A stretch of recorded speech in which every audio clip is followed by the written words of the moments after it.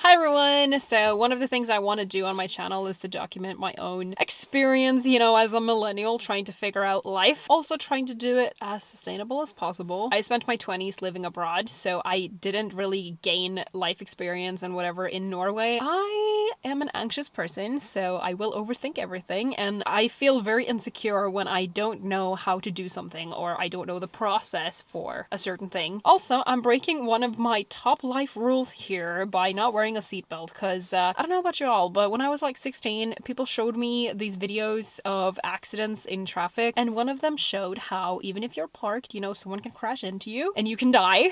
So even if I'm parked, I always have my seatbelt on. But I am on a empty parking lot. I have lots of notes here because I can't remember all this stuff, and I probably don't remember this very well either. But I haven't even talked about what I'm going to talk about today.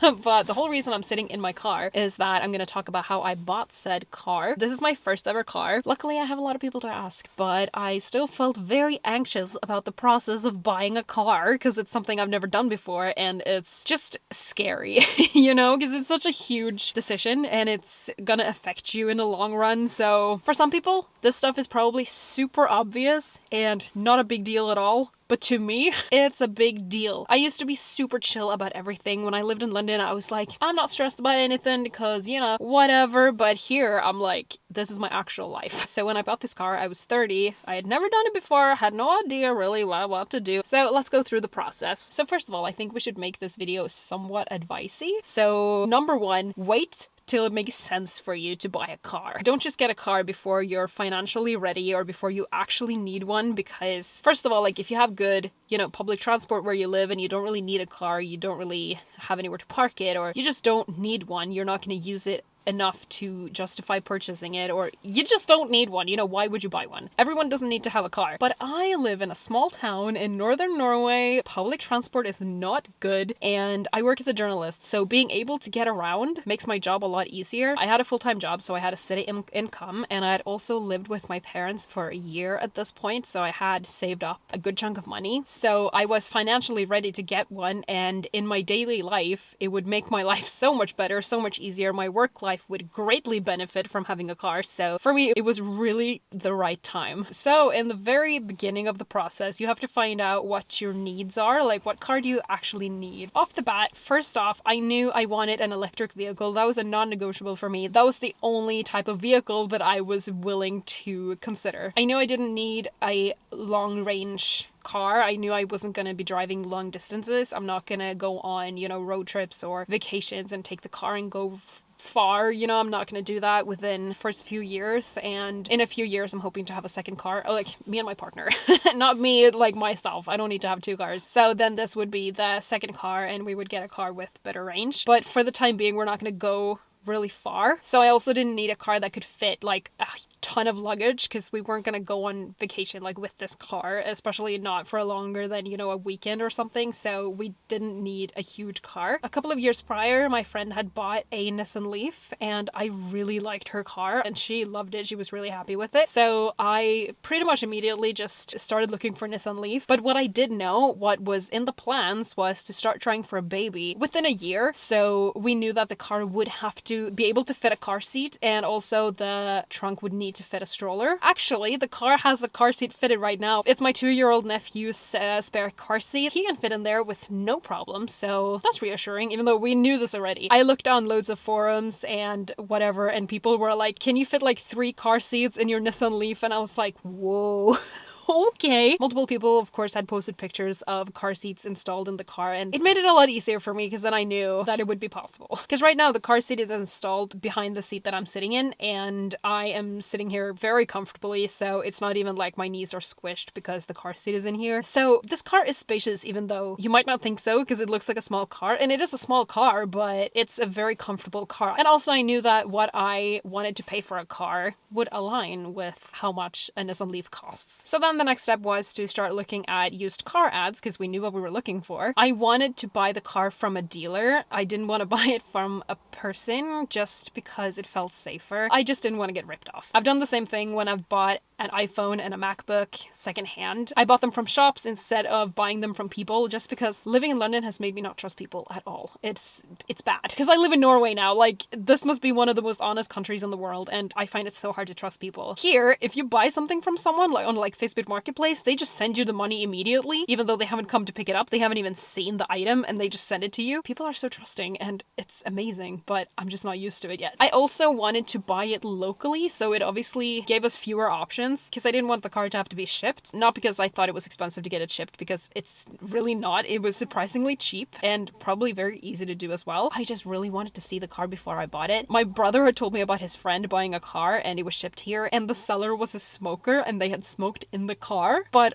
of course, like, they didn't find out until they got the car, because they couldn't tell from the pictures, obviously. I just didn't want any surprises, even though most likely you're not gonna get ripped off, but just... it was scary for me, and probably next time I'll be more, you know, lenient to doing this, but it was my first car. It was my first time spending that much money, you know?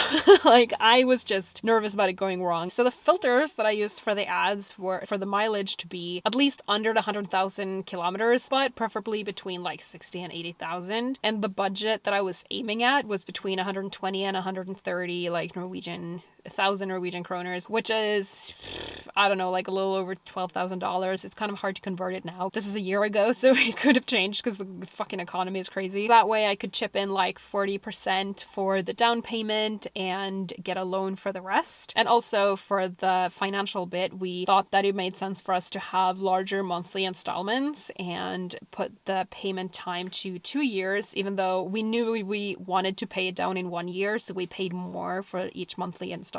But we just set the payment time for 2 months, 2 years, so that we just had that extra time. But we knew we wanted to pay it down by 1 year just to avoid the interest increasing or something, because we didn't want to get screwed by interest. And the number one reason why we wanted to pay it down was because we knew that from that point, probably within 1 to 3 years, we wanted to buy our own property. And then we didn't want to have a car loan weighing us down, especially when it was such a, you know, kind of cheap car. I'm not saying this is a cheap car, and I'm not saying everyone has the means to buy a car at this price or whatever. I know I'm privileged. I am not going to pretend that this wasn't made a lot easier by me living with my parents for over a year, saving up money and being able to, you know, make a down payment and pay large, like double installments. Of course, this was a lot easier, and also having a stable income. But this isn't really how I could afford to buy a car. It's not one of those videos like how I bought a house by 20.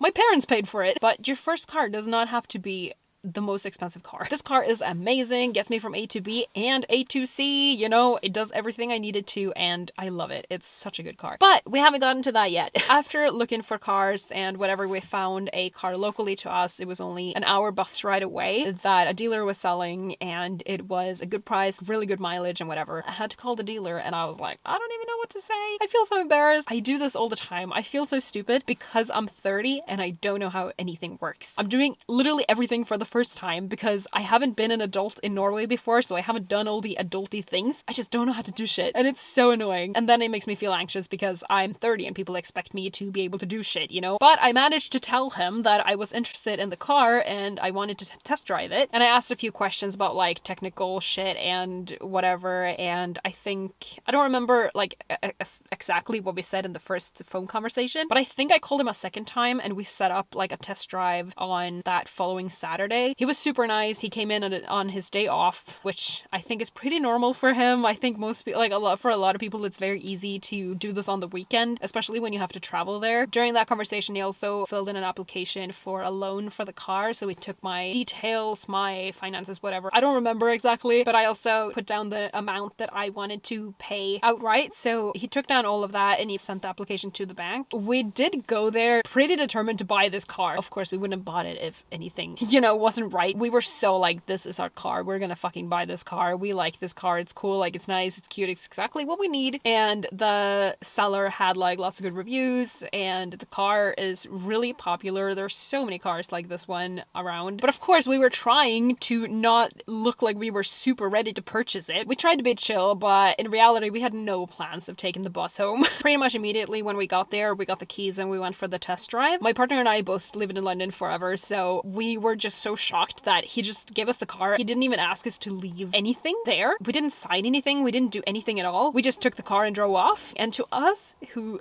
are used to living in London and not trusting anyone, it's so strange when someone just hands you a car and they're like, well, okay, whatever. He didn't even say like, be back in an hour. He didn't give us any window of time for when he would like us to be back. So of course, when you're on the test drive, test absolutely everything. You should probably look up a list of stuff you need to make sure you check. But, you know, press every single button. You like test all the windows, all the doors, make sure everything is nice, the heating, the windshield wipers, like everything. Every single button needs to be pressed. And then of course, like obviously test the brakes, you know, drive in different areas, up hills and whatever, and to make turns, like just make sure the car is nice to drive, like it's comfortable and it doesn't like pull in any direction, or, you know, just test everything. And then just make sure that everything in the ad is correct. So the mileage, of course, check the mileage. And if anything is listed as extra equipment like chargers or snow tires, whatever equipment that could possibly, you know, be in the car or be included, just check that it's there. So when we came back from the test drive, we just asked whatever questions we had. I don't think we really had a lot of questions, but we wanted to, you know, ask something because we wanted to not sound like stupid people who hadn't thought about this, or I don't know, but surely you want to ask questions. Just like when you go to a job interview, you want to ask questions because then it seems like you're thinking about stuff.